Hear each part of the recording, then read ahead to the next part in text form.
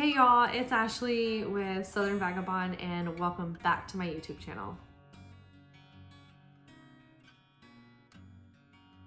So as a lot of you have noticed, it has been a really long time since I filmed any videos. I know I was going to film a whole thing last year and then I got everybody hyped up and ready to watch my whole journey from moving from North Texas to Washington State and uploading videos for y'all and doing a start to finish garden and showing you guys all the steps and process of that. But unfortunately, just with the whole pandemic that was going on, when our move was supposed to be in March, it ended up getting pushed out all the way to July. We didn't even get to Washington until July. And by that point, we were kind of adjusting to a new place and school and work and all of these things that come along with moving to a new place on top of being in the middle of a pandemic. And then we had some really hard, difficult things happen. This last month, we lost my father-in-law, my husband's dad, and so we spent a really long time in Tennessee there, spending time with family and handling all of his stuff there. So I'm just getting a really late start, and you guys bear with me. It's kind of tough to get through some of this stuff, and I'm a little rusty, but you know, gardening and getting out into my space and getting outside and getting my hands dirty and all that stuff, that's kind of how I've been able to keep my mind right over the last however many years. It's just always something that's been very therapeutic to me. And so I didn't want to waste any more time, and I wanted to start sharing with you guys this part of my life, because I know I love it and I hope to share the joy and the peace that it brings me, and maybe help you guys out with gardening along the way. I'm still learning. I am by no means an expert, especially moving from Texas, North Texas, which was very hot and dry during the summer and that sort of thing, really, really long summer growing season, to now being in the Pacific Northwest, and we are on the west side of the Cascade mountain range, which makes things a little bit interesting when it comes to growing. So I want to share with you guys what seeds and what varieties I'm going to be growing this year, as well as a few resources that I have that I'm using to kind of help guide me for my first season or year gardening here. And hopefully that will help some of you guys either in the Pacific Northwest or even some of my friends back home. If you guys ever have questions, feel free to let me know. So without further ado, let's get into it.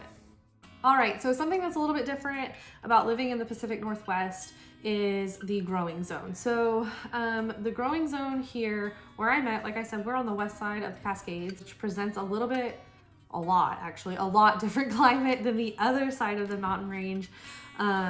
So we actually have a really long growing season. We don't have super, super crazy cold temperatures. However, what we do have is a really short summer growing season. The temperatures don't ever really get really hot, which presents an interesting situation when it comes to growing things like tomatoes, peppers, eggplants, those sorts of things. So I'm going to show you guys some things that I have set up that will hopefully help me have a successful year with at least those summer things.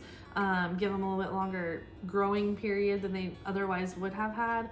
And hopefully, if not for anything else, it'll be a really great learning experience for me, since it's my first time doing some of this stuff. All right, so where I'm at in Washington, we are in the hardiness zone of 8B.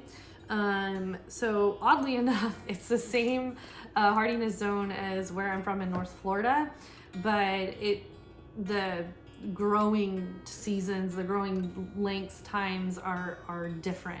So Florida has like a really long summer, whereas Washington, where I'm at, has a much shorter summer.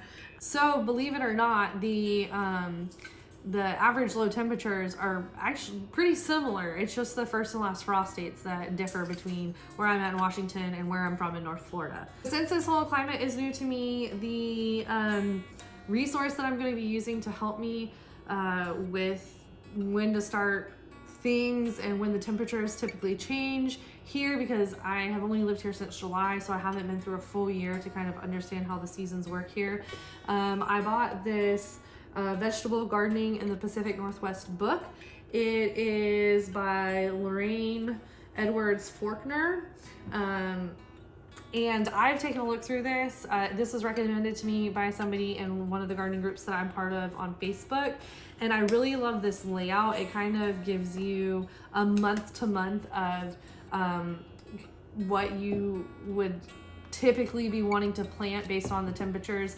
And just going through here, I have a general idea of, the germination temperatures for all of these, and the high and low temperature that all of these can handle and withstand. So by looking at this, I can kind of understand when the seasons change and what times of the year are going to be good for certain plants. So if you live in the Pacific Northwest, or you just moved here and you're struggling to know when to start things or when to get things out in the garden, I definitely suggest picking this up. Like I said, I'm gonna use it for a guide for this year, and hopefully it'll help me get a better understanding. I'm also gonna jot notes in this, so as I see things maybe are a little different than is what is in here. Every year is a little different. Nothing is ever exactly the same. But I feel like this will be a really good guide for myself while I'm living here in Washington. All right, so the meat and potatoes of why y'all are here is what I'm gonna get into. I know this is a really long intro, but it's just because I've been gone for so long.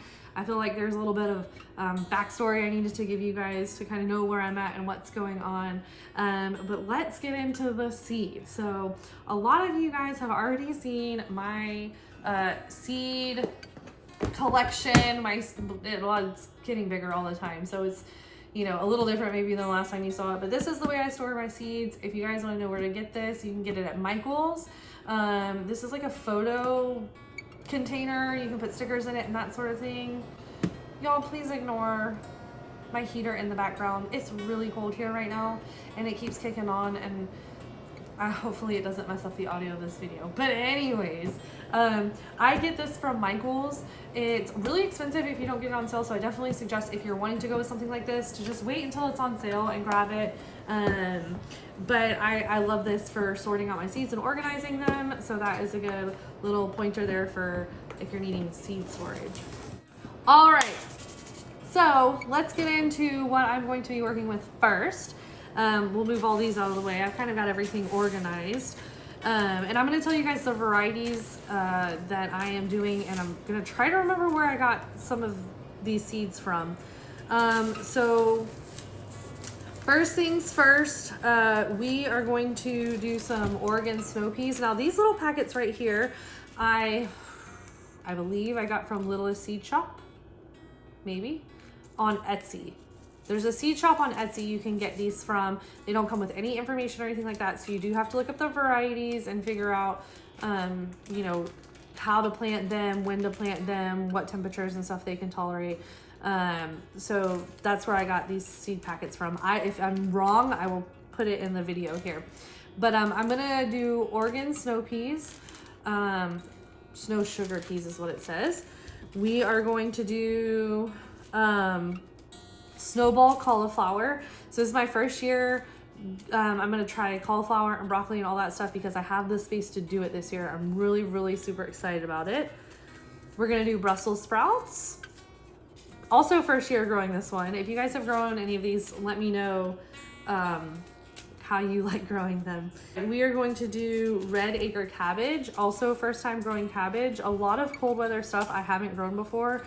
Because I find it to be very tricky in Texas to grow cold weather stuff. You have very short season to do that. We're gonna grow Utah celery, which I believe is a really common one. We're gonna grow rainbow chard, which I have grown successfully before, and it's so fun to have in the garden, especially for the kids because it's really bright colors. I am not a fan of radishes, but I'm gonna try it again because we have a really long cold weather season here, and see if the cooler temperatures here in Washington will help this grow a little bit better and maybe have a little bit better flavor. So we're gonna grow some icicle radish as well. Then we're gonna get into carrots. I'm going to grow the little finger carrots. I have a Livingston color mix rainbow carrots. We're gonna try these again. I had a really hard time germinating carrot seeds in Texas. So I've done a lot of research and I'm going to try out some new techniques of starting carrot seeds, and hopefully I will be able to get a video up and show you guys how I am planning to do that this year. Oh, I've got some French breakfast radish, which I did grow these successfully in Texas. They were really spicy though, so I'm gonna try them again. We're gonna grow Bib lettuce. I am going to try iceberg lettuce this time. This is gonna be the first year that I try to grow like a really true tight heading lettuce. Usually I grow loose leaf lettuces, so this will be interesting to see if I can get some really good heads of iceberg lettuce. Hi. We are, of course, going to be growing my absolute favorite black-seeded Simpson lettuce. Cannot have a garden without that one. We're going to be doing red Russian kale. This is one that the kids like because it has purple stems. We're going to do some dwarf blue curled vates. We're just doing a curly kale. I make a lot of soups with kale, so we're going to grow some of that. We're going to grow some broccoli. And we are gonna try to do this Romanesco broccoli. I got this from M.I. Gardener. I heard this is more along the flavors of like cauliflower, and I'm really excited to try it, especially since I live somewhere that has a longer cold season. So definitely interested to see if I can get this to grow. And we're going to try large flat Dutch cabbage. I really like cabbage. My husband likes cabbage, and it's something I can freeze, I believe. So we're gonna try this one out as well. So these are gonna be mostly my cold weather plants. I'm trying to make the most use out of my garden this year and only grow things that we really eat. There's a few things in there that, you know, we've never had before, or some fun little plants, but for the most part, I want to really focus on things that we're truly going to eat. Now, in my garden right now, I already have garlic planted, and I also have an artichoke that a neighbor gave me whenever I first moved here. So those are already out in the garden. And I'm also going to have an entire bed full of nothing but onions and potatoes. We go through onions probably more than any other thing that I buy at the store. So I really wanted to focus a lot on onions this year and make sure that we had enough to truly, you know, make use of our garden space. So we're going to be growing onions this year as well, which I'll show you guys those in just a little bit. So moving on to our herbs this year, I'm going to set these up, I think, in the cattle buckets that my landlord from Texas gave us. Just basic, you know, herbs. We're going to do thyme, Italian oregano, Italian basil, Italian parsley. We're doing Long Island dill. We're gonna do lemon balm. We're gonna do peppermint. We're gonna do sweet basil, and we're gonna do rosemary. I feel like that is, you know, the most basic general lineup of herbs. You can't go wrong with them, and most of them are pretty easy to grow. I've grown pretty much all of these, I think, except for rosemary and thyme are the only ones that I haven't grown before. So, you know, I just feel like it's important to have a basic lineup of herbs in your garden that you could just go out and grab and cook with fresh. Now, getting to the stuff that everybody is probably really excited about, this is usually, not a lot of people do winter gardens, but a lot of people do summer gardens if they do nothing other than a summer garden. Usually people go for the summer gardens. Let's start out with probably everybody's favorite is tomatoes. That's the big one. It's like the intro plant for everybody. Everybody goes and grabs like a tomato plant from the nursery or whatever. We are going to be doing my favorite cherry tomato that I think I've ever grown, just because it is so prolific. It grows amazing. It puts off so many tomatoes, and that is the super sweet 100 tomato. It is a hybrid tomato, and I got these seeds. The Fairy Morse ones, they're probably my favorite. That and the burpees are probably my favorite to get from like the big box stores. As long as they're not the coated ones. I don't like the coated ones that Fairy Morse does. But anyways, the Super Sweet 100 hybrid cherry tomatoes are just the best. There will be hundreds of cherry tomatoes on there, and I almost can't even keep up with how many these plants put off. I usually end up giving a bunch to my neighbors, so we're going to be growing that one again this year. It's my favorite cherry tomato, just because it grows so many. Most of the rest of the tomatoes that I'm going to be growing this year, I have never grown before, and the reason for that is because our summer season here is so short. I am trying to stick with shorter season tomatoes. So those are going to be like your early varieties. And you know, ones that are like mature and you start harvesting from like 70 days and shorter. So in my collection that I already had, the ones that I'm looking at growing this year is the Early Girl Hybrid. I am looking at the Better Boy Hybrid. This one is a little bit longer at 70, 75 days, whereas the Early Girl days to harvest is 52 days. So I'm hoping that, you know, I'm going to try a little bit longer one and a little bit shorter one and kind of see how they compare to each other this year. From In My Gardener, I'm going to grow the Pink Oxheart tomato. And then I'm going to grow the Silvery Fir tomato. Or Silvery Fir Tree tomato, sorry. I'm going to be sticking only to a few varieties this year just because I want to see how my shorter season varieties do. The Pink Oxhearts are indeterminate, the Early Girls are indeterminate, and the Better Boys are indeterminate, and the Sweet 100 is definitely indeterminate. You definitely want like a fence or a trellis or something to grow these along. A tomato cage is not going to do it for these. Whereas the Silvery Fir Tree tomato, this one is a determinate, so this one you could probably get away with just a small trellis or even just a really big tomato cage. But I'll show you guys how I'm growing all of these later in the year when I finally get the setup situated out there. All right, moving on to the probably one of my favorite summer plants that we ever grow is squash. And we are just growing a very, very basic lineup of squash this year just because I want to make sure that we get a lot of squash. And like I said, I've never grown here before, so I'm just kind of getting my reins on what grows well and what does well here before I start growing a million different varieties of things. So this year we're just going with the Black Beauty zucchini squash. We're going with our Early Prolific straight neck squash, and we are going with this is Early White Bush Scallop Squash. I don't know if you can see the picture. It's like a patty pan squash essentially, but it's white. And I think those are probably my favorite for grilling. So I always try to put some sort of patty pan related type squash in there. So those are the 3 squash I'm growing this year. Then we will move on to beans. We are going to stick with vining beans only. I don't really want to do any bush beans because I feel like they take up a lot of space. You have to have a lot of plants to get, you know, enough for a dinner, and I don't want that. I want to be able to take advantage of vertical gardening and confine my garden to as little of space as I possibly can. So we are going to go with the Kentucky Wonder. It's a pole bean, so it is a bean that you can trellis, and also the Blue Lake pole bean. We're going to try both of these. I decided not to do any of those bush beans this year, and we're going to see how these do for us. Moving on to cucumbers, because I'm building tons of trellising this year. So we're going to try to do cucumbers. Didn't have very much success with them in Texas. I feel like it was just so hot that my cucumber plants couldn't handle the heat of the sun, and I didn't have any really way to shade the plants out a little bit. So we're going to do lots of cucumbers here because I think they'll do really well. We're going to do the straight 8 cucumber. We're going to do, this just says a slicer cucumber. This is also straight 8 cucumber.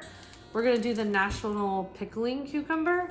And then I wanna try something fun because I'm hoping to do like a little arch trellis, and we're gonna try to grow the Armenian long cucumbers, and I can just see it in my head now, and I'm dreaming about all these cucumbers hanging from this really cool trellis and just being able to walk under and pick them. So hopefully my gardening fantasies come true and I have all these beautiful cucumbers hanging from a trellis. So definitely have to follow along on the journey with this one with me. All right, so let's get on to the last true summer thing that I'm going to be growing this year. This is the thing that I'm a little worried about. These are the plants that I'm just really hoping we get some good yields out of, but I'm just not that sure. And that is peppers and pepper-like plants, so like eggplant, and then of course okra. Because okra takes quite a long time to grow, and it needs really, really hot temperatures to really grow effectively. So we're gonna try these out in the garden. If they work, they work. If they don't, I'm gonna have to get creative, but I'm gonna show you what I'm gonna be growing. So the first pepper I have here is the Sweet Bell Pepper Carnival Blend. It just says it's a bunch of different colors. So we're gonna try to grow these and see if we can't get some out of that. I also have a sweet banana pepper. My husband likes these, so we're gonna grow them. We're gonna grow some jalapenos. I've got 2 different seed packets here. Might grow a couple of each just to see which ones do better. We're going to do an early long purple eggplant. Now this one I'm still considering on whether I'm gonna be truly growing it or not. I have a few seed orders that are still on their way, and I may be switching this out for one of the other eggplant varieties that I did order, just because this one is a little bit longer.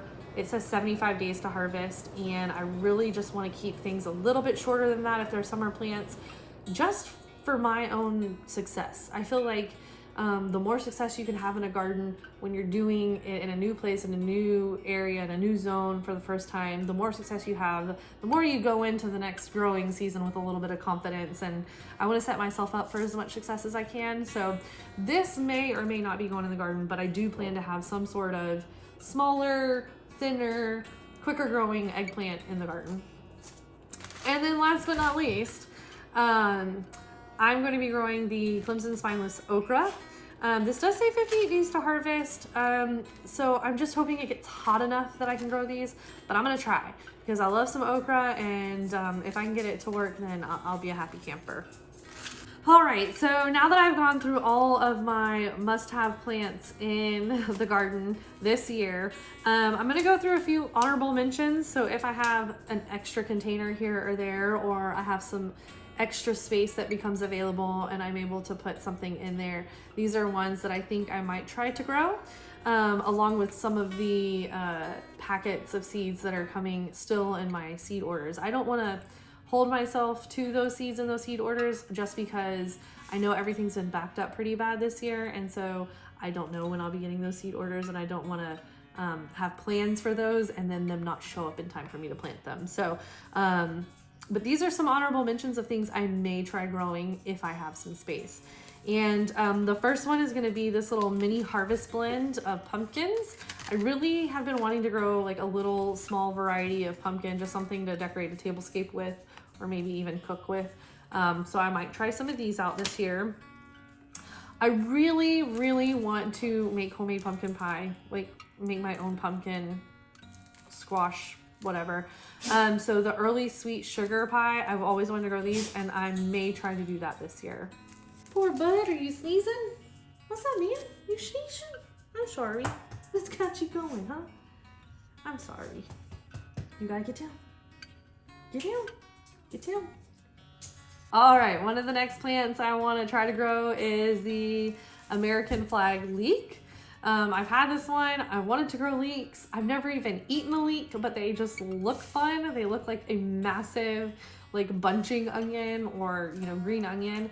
So I want to try these, and if I have space, I may throw a few of those in there. Turnips is another one. I have never eaten the actual turnip, the root part of the turnip. I've only ever eaten the greens. So I've considered maybe growing some turnips just to try the root part, and then of course to use the greens for cooking. Walla Walla onions. So these are a very popular onion here in Washington. I have other onions that I'm actually planning on growing, but I do have these seeds. So if I end up having a little bit of extra space in my onion bed, I might start some of these and put those in there too, but I'm not sure. It just depends on if I have enough space. Tatsoi mustard. That's another plant I've never grown, is mustard. And so I have this here, and if I have a little bit of space, I might throw that in there. If you guys have ever tried mustard, let me know what you think about it. Do you like it? Is it worth throwing in the garden? I don't know. So these are the honorable mentions. Might end up in my garden. Maybe not. Okay, last but not least, really last on the list is flowers. I do have some planters out there. I intend to grow some flowers. I know I'm going to be putting zinnias out there. I think I'm going to be trying to grow some marigolds. I have seeds that I've bought for those, and I also have seeds that were gifted to me from my mother-in-law from her house. She collected seeds last year and was super excited to give me some of those. So I might try growing some of those as well. And just have some flowers mixed in amongst all of my garden to attract some pollinators and that sort of thing. Well, without fear of this video getting too long, there is one last thing I want to show you guys. So let's head on over to the other side of my kitchen and show you guys my special little setup I have this year. All right, y'all, so this is my special setup that I have added this year to my gardening situation. I'm going to try indoor seed starting. Now, I've never done this before, so this is a completely new and learning experience for me. But I'm really excited to try it. I have gotten trays, I've gotten these little seed start pots, and I even rigged up a bunch of lights, which I'll show you guys real quick. I'm really excited about this. It's really hard on the eyes. I'm gonna get some sheets that I can hang around this whenever they're on. I haven't put anything in here yet to actually start my seeds, but I do have a bunch of seed starting mix down here ready to go.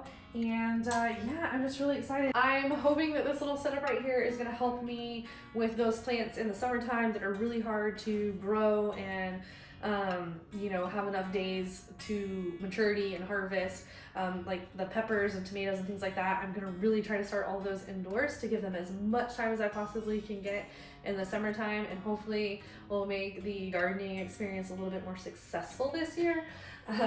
So I'm really excited about this. If you guys have any tips or tricks on indoor seed starting, please let me know. I can use all the help I can get with this because I'm completely brand new to it. So it is going to be a learning experience from beginning to end, and I will bring you guys along for all of that. Now, the very last thing I want to talk to you guys about is the potatoes and onions. I told you guys I was going to show you those and what I've got going on with that. So I've got all those up here. Oh, and also I have strawberries as well. So I just picked these up at our local Lowe's. I don't really know a lot of the gardening centers and nurseries and stuff like that around here yet. I've still got to go out and adventure and explore, but it's been kind of hard with the pandemic going on. A lot of stuff is shut down or just really limited access, especially in Washington. So I just picked these up at my Lowe's, and I'm going to try to grow these. So I got the TriStar strawberry. I got the All-Star strawberry. I have red Baron onions, so I got the actual sets to grow, and if I do the wall ones, I'm going to go ahead and try to start some seeds in here and then plant the slips whenever I have those. I have the Stuttgarter, is that how you say it? Stuttgarter onions. I'm going to try to grow some of those. It looks like kind of like a sweet onion. I'm gonna grow blue seed potatoes. Olivia, my daughter, is really excited about these because they're purple. I mean, like, what kid doesn't like purple? You know what I mean? So she's really excited about growing these. We had to pick them up. And then we are also going to grow a red Moreland potato, kind of like a new potato. So with all that being said, y'all, I'm really excited to get this garden started. I have been really missing that part of my life for the last year. I mean, I really haven't gardened at all this last year, and I've just been needing it back in my life. So I'm really excited to get back into it and to share the entire thing with you guys as much as I possibly can, with the exception of, you know, the building of the beds and stuff like that, which if you guys ever want a tutorial on that, I'll see if I can bribe my husband to allow me to do a tutorial on that with him, because he is the mastermind behind all of my garden beds. But anyways, y'all, I'm so glad to bring you guys along with me. Thank you so much for watching my video. If y'all really like it, you know, make sure to subscribe so you don't miss any more of the videos or anything like that. And until next time, y'all, bye.